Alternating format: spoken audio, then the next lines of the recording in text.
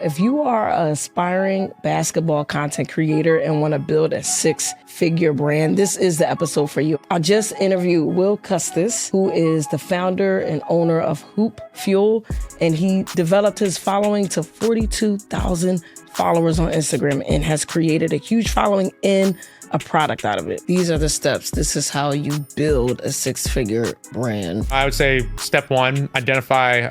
So based on where you are now, what did you learn of how you were able to grow that following? Yeah, so like my biggest piece of advice is... So if you want to learn how to build a six-figure brand, how to build your following, if you're a basketball creator on Instagram, TikTok, YouTube, this is the episode for you. Make sure you tap in. I think this is going to be a complete masterclass of how to build a following, how to build a brand, and just all the things that you're currently doing. So I want to start with value. Like, what do basketball creators specifically get wrong? Like, what are some misunderstandings or mistakes when they're starting out creating content? Yeah, I think one of the biggest things is people get a little too caught up in just the view count. You know, not all views, in my opinion, are created equal. I think people fall too much into the, any press is good press. I'm really high into view quality, what the message is, what your value you're getting across, how an audience is relating. So, at times, the higher quality stuff might be lower views, but it's going to be higher impact. And that's where you really build like a brand, a connection with others that can be long lasting over time. And you didn't start, obviously, with content creation, right? Like, just from my research and what you were doing, you come from Atlanta, number one, and now you're in New York, which is a totally different culture. And I think, like, based on your trajectory of what you did after Profit Exchange, I believe it was, which was a sports betting startup. So you started there, and content creation wasn't on your mind, correct? No, not at all. I'm still like very new to content creation, probably like, maybe a year and a half, 2 years now. Like, I still don't even consider myself like a good content creator. Like, I just went for it and, started speed running, testing different formats, different things. And, certain stuff started to stick, do well. But I can give a little like background to like kind of like what brought me to where I'm at now. So I went to Wake Forest University, was just like a student there, graduated, moved to Charlotte, North Carolina. That's when I really worked in corporate as a consultant at EY. That's where like the birth of, we'll call it the corporate hooper really came from, because, I was working corporate. I was traveling every week to different cities like Cleveland for work. But I was up 5 a.m. almost every day training, playing a lot of basketball still for no other reason other than just like I'm a competitive freak with basketball and just like love it so much that it was something I always wanted in my life, even though I knew I wasn't going to be professional or anything. But even when I was training in, my early 20s, I was not thinking, I'm going to go to New York and start playing pro-am and competing in money tournaments. But during that time, I think I got the opportunity to move to New York to be head of growth of a sports betting startup. Joined that startup during the seed stage, and then took us through a Series A that was an 8-figure raise. That was, really cool, a lot of fun. And then when I moved to New York, like I was, aware of a bit more about like what the streetball culture was like. And it was something I knew I really wanted to be involved with, but like I had no idea how to get involved. There wasn't a playbook. I knew it was most of the guys playing were like born, raised New Yorkers. And, I just moved into the city. So I just started playing basketball everywhere and just saying yes to anyone who ever asked me to play. And, within 4 or 5 months, I found myself at a Rucker Park open tryout. It was like the first one they had done in 10 years. I think there were 70 guys there, and I made it through, was one of the 4 guys who got selected to like make one of these teams. And that kind of was like the start for me. Then got invited to some other street ball leagues with other teams, was playing all over. And then that led to a bunch of the guys I worked with basically saying like, yo, this is really cool and unique what you're doing, playing around New York. There's not many other guys who are doing this. Like, you should be making content about it. And like, that was the birth of the corporate hooper. Got you. And, I wanted to make it to document like my New York City street ball experience, start bringing a different light to it. But like the overall goal for the corporate hooper was to really try to kind of inspire other, just other corporate hoopers, let them know like, hey, there's this awesome lifestyle. You should still pursue basketball. There's great community. There's great health benefits to it. I thought like running, weightlifting was overexpressed on social media. So I thought like this was a new angle to bring to basketball. And yeah, it's grown a lot the last like 2 years, and it's led to me starting my own brand and company. Yeah. We'll definitely talk about the logistics of that. I want to go back to the point of like the birth of the content creation, because I know from recent interviews you talked about like you didn't really have a strategy, right?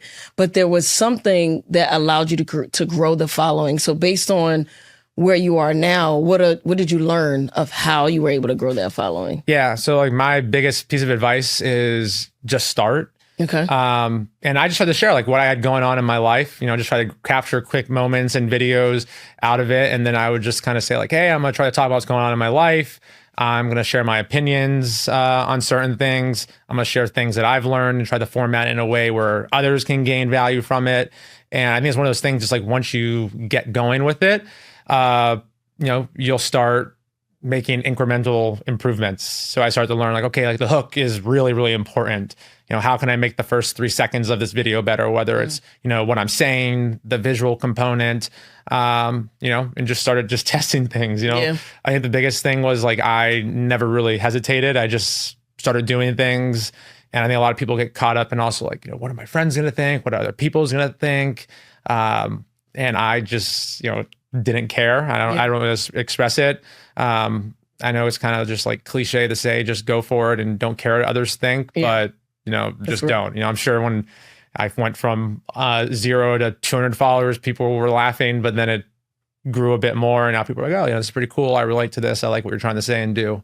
And now it's generated a lot of great opportunities. Yeah. So you talked about the hook of capturing someone's attention. Yeah. What specifically, like the first 9 seconds, 10 seconds, like what are some things that you are trying now or that you tried that you feel like have gained some traction? Because right now, like the attention span is getting lower and lower when it comes to social media. So, what are some of the things that you took away from what makes a great hook?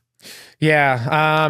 So when I try to think through like what makes a great hook, I try to think like, okay, if I pull myself back from like the fact this is my video and me, like, is this something I would want to watch? Is this something like I would actually enjoy if it weren't me? Right. Like that's step number one. And you kind of just like will learn. Like I said, you just gotta try different things. You'll see, scroll social media as a creator, not a viewer. That's another thing. Like pick up on like what other people are doing, what's working for their hooks, what's not working.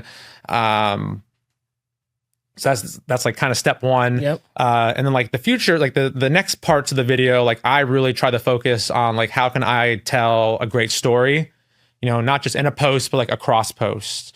And that's where I say like I get less caught up in, is this going to be viral? Is this viral? Like just get a lot of views. I really try to think like, is this a high quality post?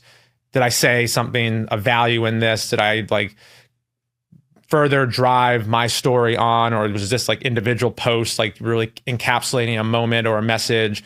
And if I feel it is, great. I don't really worry too much about what the analytics are post, because I know now like what kind of like quality looks like. Right. Yeah, I was gonna ask you about analytics, because that's another thing too that like I feel like creators don't look at enough, because we all know that type of data drives decisions in terms of what is quality content and what you can make. Talk a little bit about that. And again, that's where I go to view quality.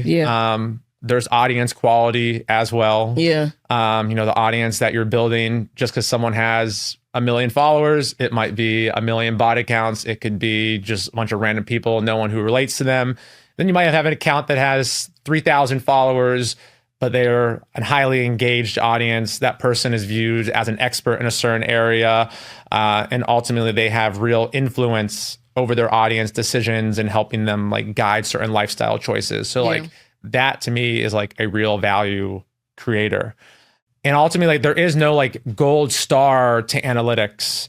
Determines really what the goal of what you're trying to do is.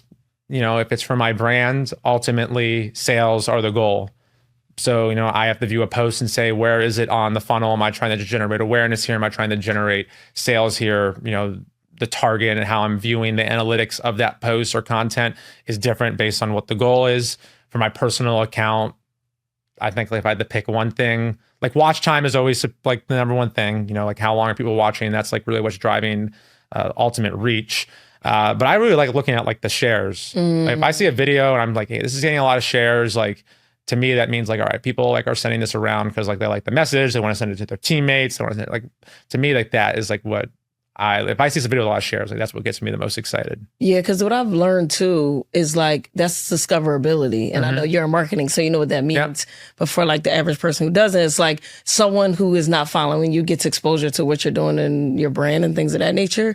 So I think you're right in terms of that, like the goal. I think that's a realistic goal. Like if someone's sharing it, that means someone new is watching you and then someone can discover you and then follow you, et cetera. And I think too, like in general, historically, we talked about this off air, but like basketball content creation used to be people like doing the tricks and like emulating what Harlem Globetrotters used to be, right? Of just like, or currently still is, but like doing the backboard shots and like Lethal Shooter, like, and I think that's changing. Why do you think there's a shift? And do you feel like that was advantageous for you growing your following? Yeah, definitely. So I still think like, the entertainment side of basketball is super valuable. It's going to get a lot of reach. I love seeing like the amazing highlights, whether it's a crazy new dunk, an in-game highlight, like those are super valuable. Yeah. But people are connecting a lot more to stories. So if you're not telling your story or telling a story, it's harder for people to connect to it. It's harder for people to remember it. And that's ultimately where you can build a really strong brand or personal brand. So that's why I was so set on like, I need to tell my story, what's important to me, my goals, how I'm working towards those goals, because that's how, people are going to remember. That's how I'm going to build a real relationship with my audience. If I had just basically clip hunted at pickup runs and in like the pro-ams, sure, I might have gotten millions of views, but I would not have built a brand. I would not have had, other founders hitting me up, asking for advice, having the certain opportunities I've been able to create since, like would not have gotten any of those. So not even just for basketball content creators, for like really high level players, college, pro, I think they're getting more into like, how do I show more of the behind the scenes of my life, who I am, what I care about off the court to build myself as a complete person. Yes. Rather than just like, hey, I'm good at basketball on the court. Right. I want people to know what a typical like planning week looks like for you when it does come to content. Because now I would call you seasoned, right? Yeah. Like based on your success online. So what is a typical week look like for planning? How do you plan? What tools do you use to plan and put your content out there? Yeah. So, I mean, I do a lot of just like script writing in my notes. On like a larger planning skill, I like Notion. I think that's good for planning. It's good for organizing. So like, I don't like plan out like an exact post, but like I know there's certain themes that I'm starting to get across. So like for the next 3 months, I'm really trying to, talk about like the behind the scenes of growing Hoop Fuel. But I'm trying to talk about that in a way where others can gain certain insights from it. So like they can grow their own brand, or they can start a basketball business or business themselves. So like I'm trying to storytell that, but in a way where people are gaining value from it. And then like the next thing is I'm trying to really document my team on New York City streetball. So like we're playing Rucker Park, we're playing Lower East Side Express, we're playing in the program. We're competing for over $100,000 this summer. So, I'm trying to show my team in that, how we're going about it, how we're training. And rather than just like saying like, hey, here's the raw game, here's the highlight, I'm trying to tell my teammate stories, where they come from, where they played, what they're doing now, and how they're impacting the team. So like those, pieces of content I care about more than just like, here's the raw game highlights. Right. So I'm really excited for this summer. I think we're going to have a really good competitive team. And like I said, we're doing it all from an iPhone. Yeah, that's crazy. That's the thing that like I think is the misconception, that you have to have all of these, higher, professionals to start. And I think you have a unique story of like, no, I just started with living my life and taking people into my life. And I think, again, like that's why people gravitated towards your content. Yeah. I think everyone has a unique story that others want to hear. Yeah. You just have to tell it. Right. I think that's the biggest thing. And now even on the Hoopfield side, like how I'm planning about going content, like we're trying to get a really large amount of volume of content out in different formats, different messaging to really test to see what resonates the best, which one is resonating the best with different audiences. But like the next step for myself and some of the creators and athletes that I've brought onto the team is we want to recruit other creators to create Hoopfield content and really create like an incentive structure that like, hey, if you create content that gets a lot of views, drives a lot of sales, like you're going to see a lot of the upside. And I think that's like the new distribution model for a lot of brands is you got to get a lot of creators on telling content from different angles through different formats. And then it's on the brand to like cultivate that community, incentivize that community, and then also like make sure like they have the ideas and materials to be successful. I want to go back to storytelling because it's not easy to do. No. How do you storytell properly? I know there's like AI and stuff like that, but people still want to feel some sense of authenticity. Yep. So what inspiration do you draw from outside of your own life, obviously, but for the average person who struggles with storytelling, what are some tips that you can give them? Yeah. I mean, I don't think people realize how like inundated we are with stories, whether it's television, what we grew up listening to, even if you just think back to even like elementary, middle school writing class where it's like, your hook, and then you have to have like your like medium, and then like a rise, and then conclusion. Yes. Like that's same storytelling is still involved. Like you just have to look at it and say, right, am I doing this all in an individual post? Am I doing this across posts? What's my through line for my content that everything is always relating back to, that consistent. So like when I'm going through and trying to build like a story for a post, I tried to create some type of conflicts or like relatability that might interest people, have them along, and then create rise throughout the video, whether it's more conflict, more tension almost, and then try to find a way to like conclude it or like have the audience say, all right, I got to tap back in for the next one to see what happens. I love that, like just knowing that you came from Atlanta and then now you're in New York. There are two different cultures, experiences.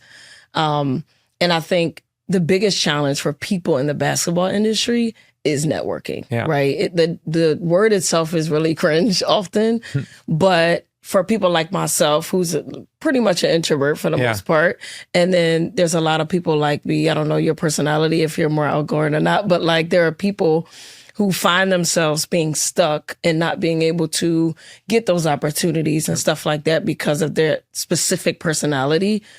What advice would you give someone to develop a network to get those opportunities? I think when you're starting out, you need to give without asking. So, I always try to say like, how can I give someone value without looking for anything in return? And I know if I give them value and I get nothing in return, I'm not going to feel any type of way about it. Anything. If you're putting the right energy out there, it's most likely going to come back. The beginning of my content creating journey, I went and filmed for a content creator named How the Hoop Forever, who I now have a really good relationship with. I think I filmed for him for like almost a month and a half. Didn't ask him one piece of content advice. I just saw him post saying, hey, I need a videographer. I need help. I just volunteered and went and helped. Yeah. Right. And then he just started telling me like, hey, like, you're going to do it. Here's some pointers. Here's that. Now there's other brands, businesses where, I've come in and just said, hey, like I have some ideas, like here's how I can help you. Nothing in return. So, then you start to develop your own reputation that will start to get around because like people talk ultimately. So like your brand and reputation does matter. So if you're someone who's giving to others, like that will, get around and, it will bode well for you. So, and the other thing is, don't be afraid to tell people what your goals are, what you're trying to achieve. Because if people don't know what your goals are and what you're trying to achieve, they won't know how to help you. They won't think to help you. So if you give people value, you let them know, hey, here's what I'm trying to achieve. Here's what my goals are. When they see an opportunity to help you, they'll hit you up and say, hey, like, I think you'd be great for this position. I think you should meet this person, or like, here's a way I can potentially help you as well. Yeah, I think that's gold because I feel like the younger generation, like there are folks who just want the money right away. Like there are people who, people are high school, college, and they reach out to me and say, hey, I want to come to your workouts. And, and they give me like a price sheet. And I'm Yep. like, I don't even know you or know your work yet. So what would you tell someone who's younger, who is in the mindset of like, well, I need money right now?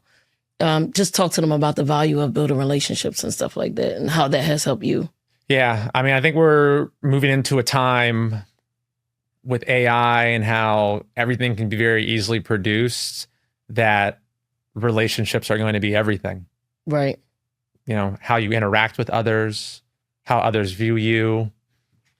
Like that's how like opportunities are regenerated, are through your relationships.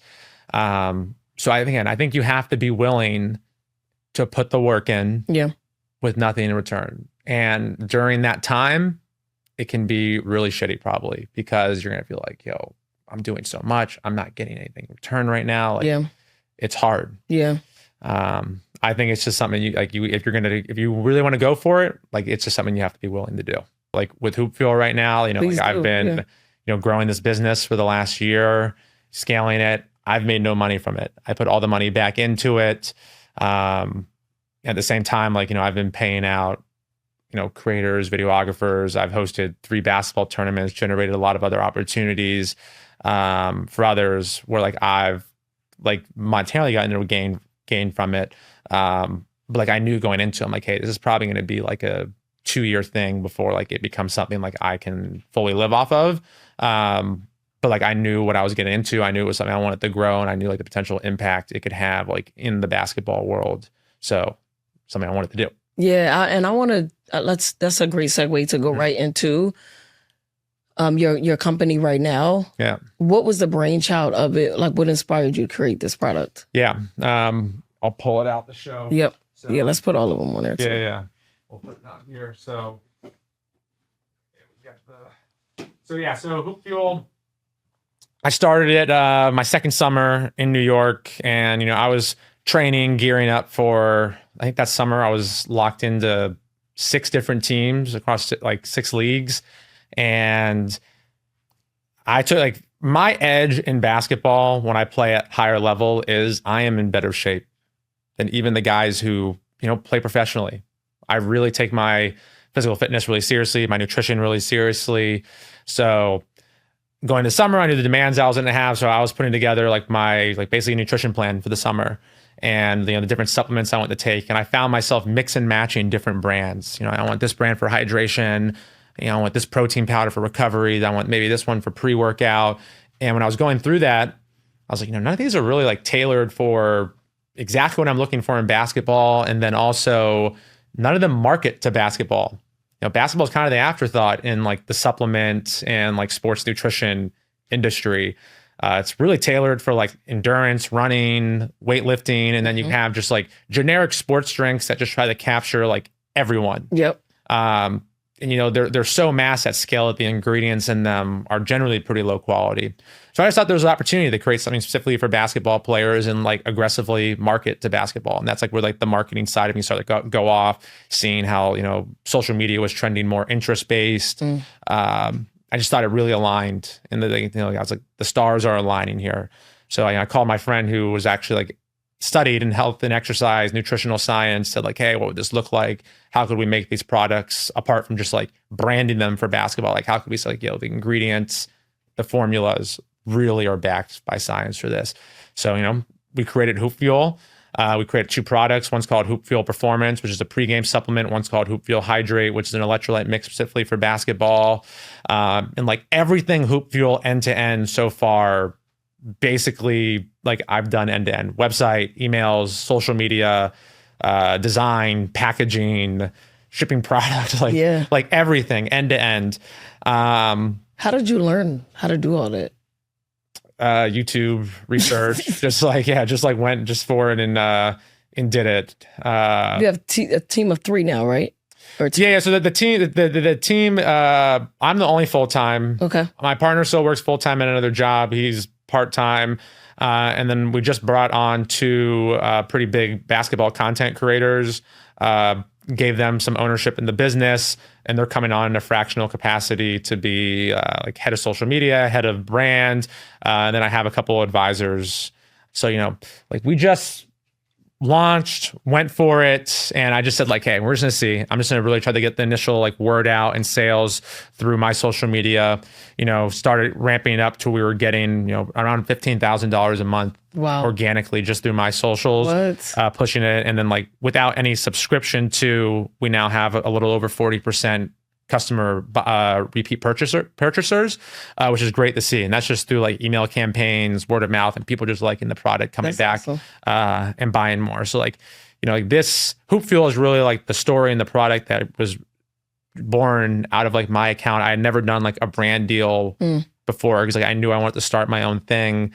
I've had a lot of like, I probably have like had, I don't even know, like bordering on like almost 6 figures worth of like brand offers almost for like since the last 2 years, but I don't do them. I'll do consulting for brands. Yeah. Like that's how like, what's the why behind? Yeah. So like, this thing is like, I just knew if I was going to promote something, like I wanted to be fully behind it. And like, I didn't think I could be fully behind something in one post. Even there's a lot of brands I really like.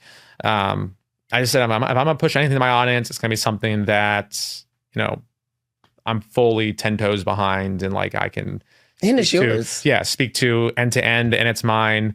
And now I've been raising investment the last 4 or 5 months. So, I'm excited now to really take this mainstream, have a bit of a marketing budget behind it, have the design budget, and like, in a year and a half, I think this is going to be like the premier supplement brand for basketball players, seen hopefully in NBA and college locker rooms. Yeah. So that's the goal for it. It's been a really great last year and a half. Launching this, it's grown a lot.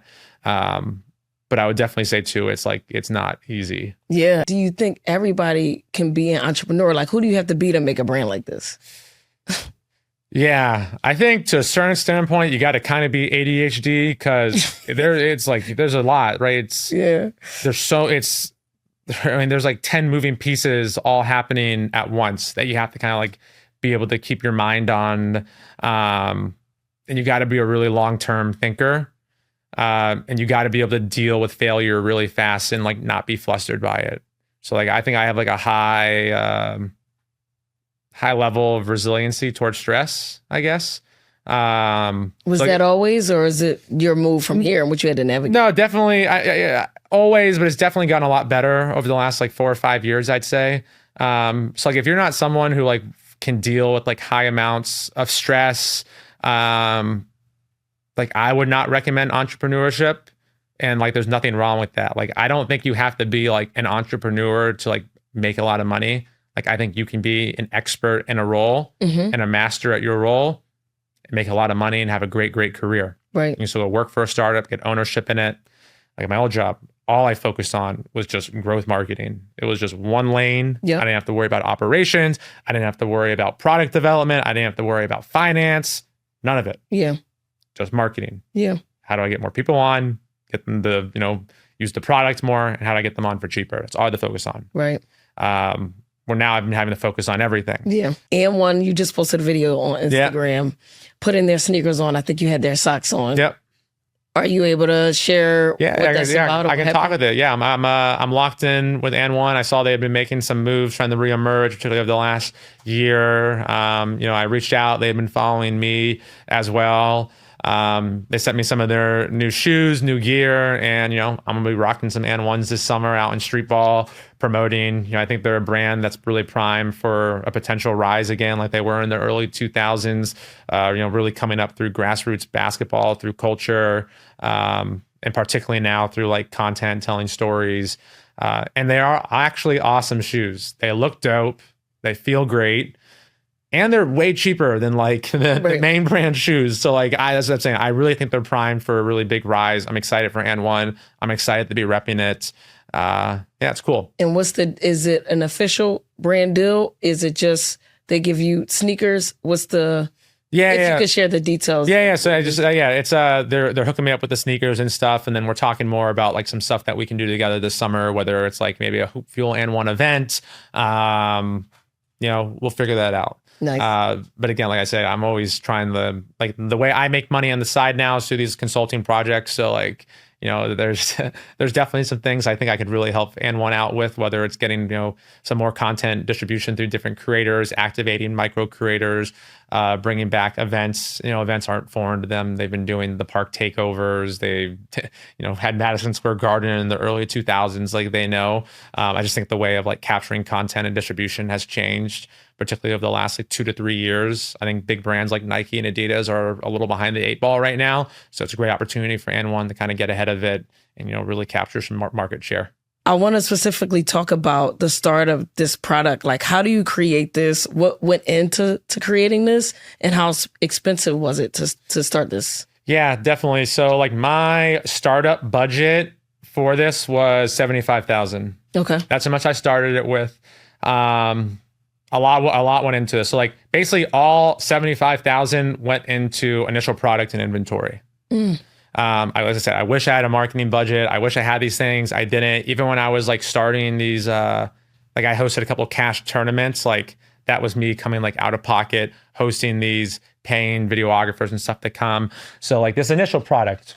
So Hoop Fuel Hydrate, the electrolytes for hoopers. How we created this product was like we put a bunch of electrolyte tracking patches on players, and we measured their exact sweat loss and electrolytes in practices and games to see the exact electrolytes and ratio that they were losing. And then we matched that with like the highest quality ingredients we can find that are the most absorbable. Wow. So, like it has 1,000 milligrams of sodium from pink Himalayan sea salt, magnesium glycinate, 120 milligrams, which is like a more absorbable format. And then we even put in 500 milligrams of taurine, which helps with blood flow, your electrolyte balance in your body. So like this was made for hoopers, super high quality, and like the reviews and the thousands of hoopers have used it now speak for itself. So it's like we back this by basketball science, and then we see the real-time performance benefits that players are getting. We have coaches messaging us saying like, we gave this to our players at AAU tournaments. They're not cramping up anymore. They feel better.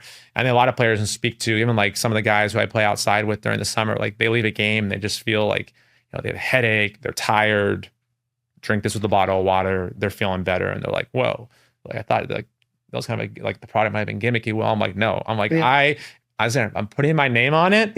Like I'm making sure it's of the utmost quality.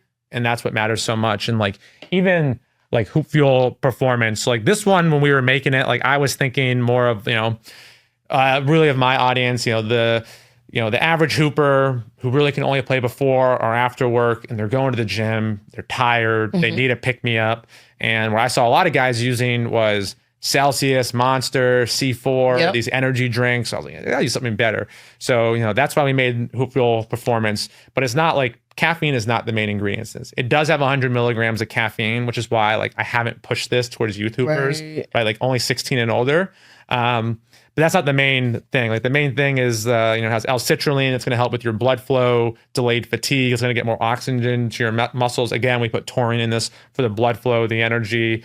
But then it has alpha GPC, which is basically like a nootropic that's going to make you feel super mentally sharp. So like we knew hoopers when they play, that you got to be sharp when you're playing, because you're making so many decisions in a game on an instant. You're making thousands of decisions while you're tired. So it's going to help with that. And then we put Vasodrive AP in here, which is basically, again, it's going to help you dilate your blood vessels more, be able to get more oxygen so you don't get as tired as fast. And it's going to help you feel more explosive.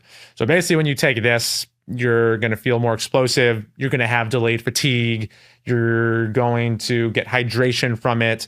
And you're just going to get the pick me up to basically just like put your mind and your body in the best position to perform in that moment. How did you source these ingredients?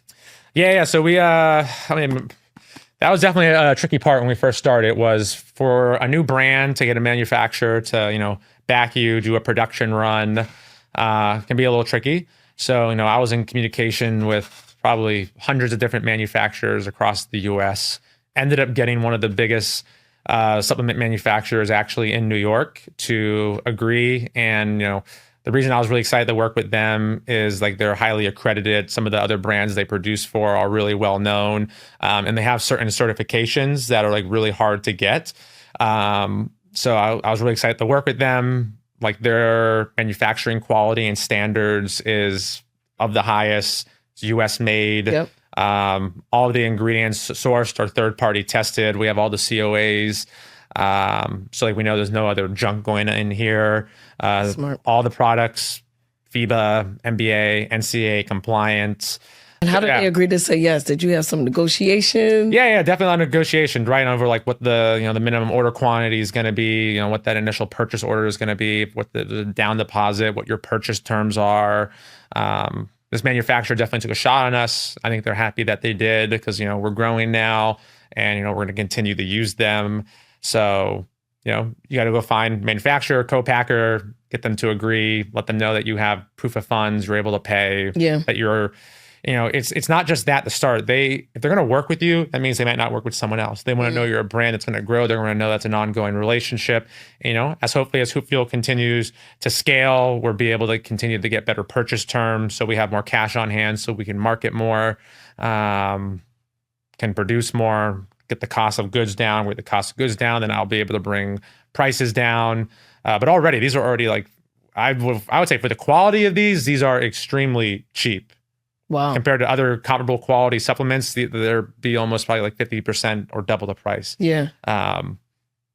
So yeah, it was definitely a pain, but I learned a lot about, working with manufacturers, terms, financing, the finances behind it.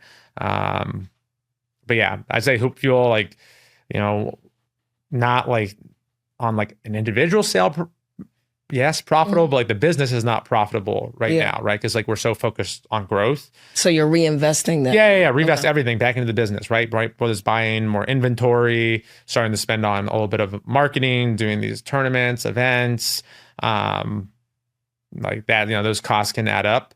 And then also just like, there's all the fees with selling, right? Hosting the store. What do you use? Or use Shopify. Nice. Yeah. Gonna make a big push on TikTok Shop, and ultimately I want to get on Amazon. Yeah. But just like if you're gonna be on Amazon, like you have to let Amazon fulfill, and you have to give them like a huge amount of inventory if they're gonna fulfill. So like that's why I didn't go there originally.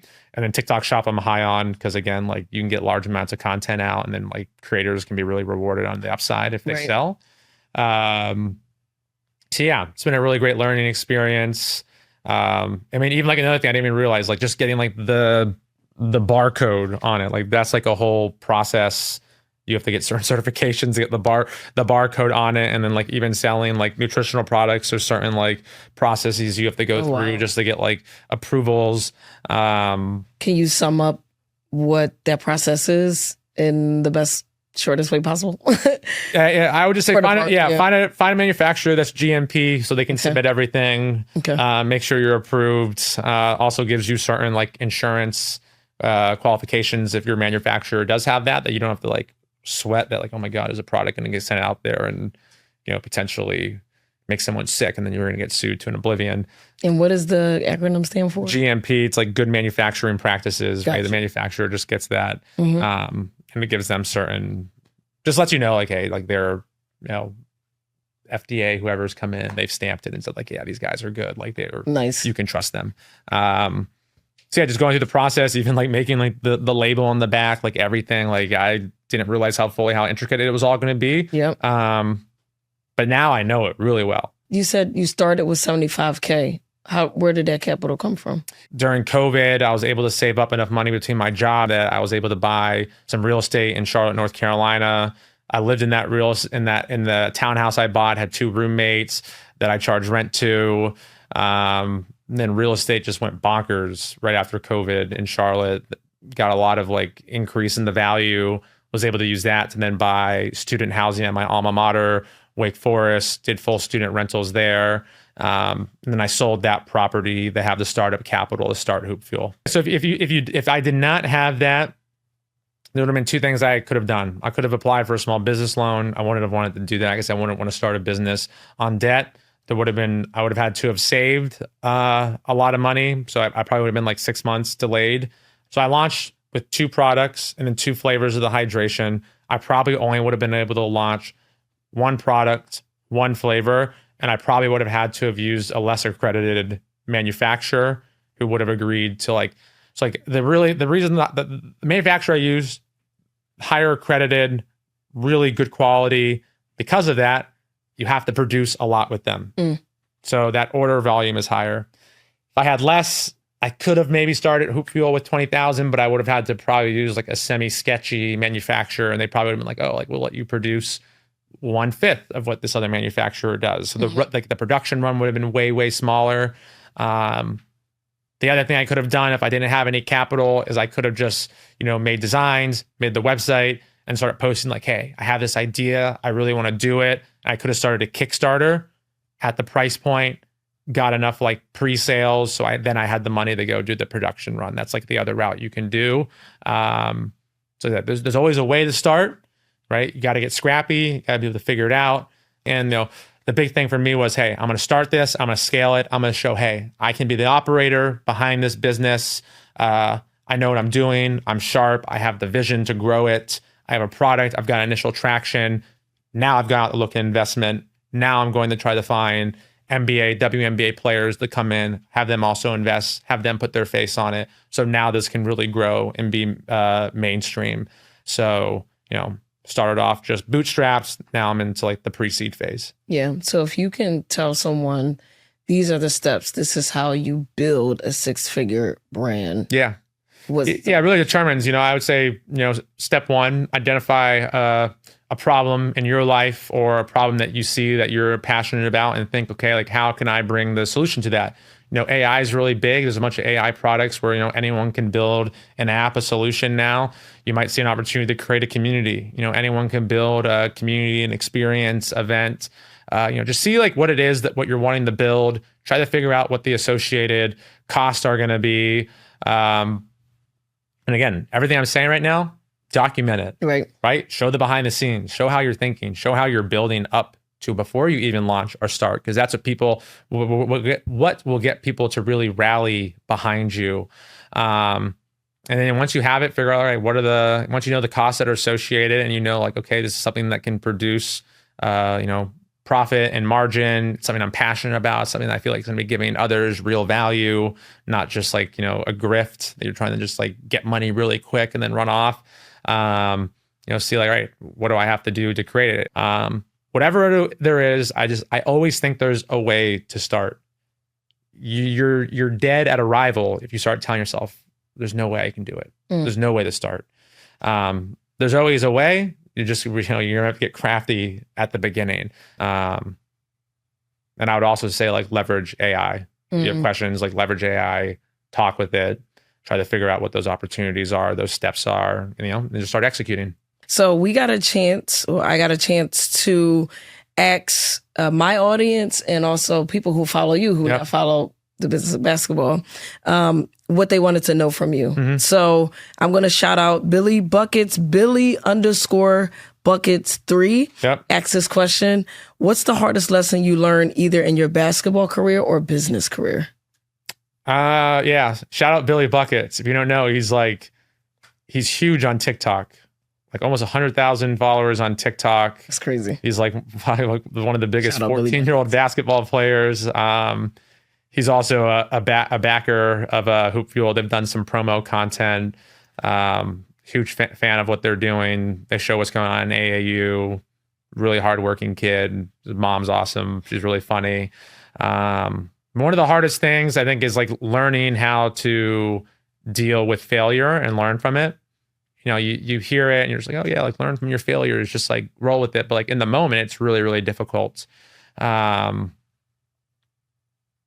from like that standpoint, not whether it's getting cut from the team, losing games, injury, even at profit exchange, like I grew that company, I got really big. I was one of the very first hires, like ultimately lost that job, right? Because just like my, like, the way we were growing, the way I was wanting to take it was no longer aligning. So that was a big failure. Something I was really upset with at the time. How'd you get through that?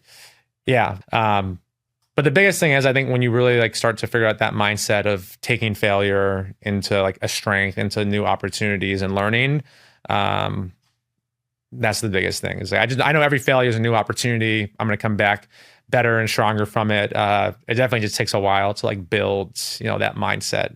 Yeah. You got to take the reps of failing though to develop it. Yeah. And we have another one from Brogrammer88. Mm-hmm. Shout out Brogrammer88. How hard was it to go out on a limb with Hoop Fuel? Yeah, really. Yeah. Very nerve wracking because, I'm putting like my brand reputation a lot on the line doing it. So it was very nerve wracking. But again, even it's like you want to start doing content, start doing a business, you got to overcome it. You just got to start executing and going. And, once I started going and executing, like never was a second thought, never really looked back. But to start, yeah, definitely was really nerve wracking, particularly with those first payments to the manufacturer. Yeah. I was like, holy shit. You click or Yeah. Nerve wracking. But yeah. I've never seen that type of like sum of money move before, but yeah. Yeah. No, that's real. Mm-hmm. So if you could look at the camera and talk to a basketball aspiring creator, what advice would you tell them to start and then grow their following and brand? Yeah. You have such an edge because you play basketball. You don't even realize it. Basketball players are some of the quickest decision makers, have such great communication, interpersonal skills. The game of basketball has prepped you to be successful in life and content more than you can even imagine. You just have to go for it, trial and error, the same way in basketball. Apply those same lessons, that you've learned from basketball, the same approach to whether it's content, starting a business, you're going to be good at it. Awesome. Last question. Why are you grateful for the game of basketball? And what is the business of basketball teaching you right now? I'm grateful for basketball because it's like the passion and joy of my life. Like I've always, ball is life. I'm going to be playing forever. I'm diehard about this. It's where I've made all my relationships. Some of my closest friends are from basketball. It's what's generated all this career opportunity for me, particularly the last 3 years. So, basketball is everything. It's a lifestyle. It's a way of communicating, not just, here, but across the world. We can speak different languages, but if we're on the court together, we'll be able to communicate. It's one of the most unique things, the magical thing in the world. The business of basketball, is teaching me that there's opportunity out there for everyone. You really just have to go and get it. Like we were saying earlier, I think we live in one of the most democratized times ever between AI, social media, that, anyone can create anything special. Anyone can become a household name overnight. So, it's really like inspiring to know like that the opportunity is always there, that more people than ever before are getting that opportunity. New voices are being heard. It's basketball. It's the business of basketball that's making that happen. I love it. That's awesome. So how can people follow you? Yeah. And support Hoop Fuel, and you could share your website and everything like that. Yeah, definitely. You can follow me on all socials at The Corporate Hooper, or you can follow Hoop Fuel at Hoop Fuel Nutrition across all socials. The website is hoopfuelnutrition.com. Follow, support, and like I always say, buy some Hoop Fuel, try it out. I promise you're going to tell the difference. I promise you're going to love how it tastes. And if you don't, just message me. I will refund you. I only want people having it who really rock with it. And we've only ever had one refund out of like the thousands of orders. There we go. Yeah, so I promise once you have it, you'll rock with it. I appreciate the support. This was an awesome time. Will, thank you so much for being on the show. Appreciate it. It was awesome. Yeah, that's a wrap. That's another episode of Business of Basketball. I'll see you on the next one.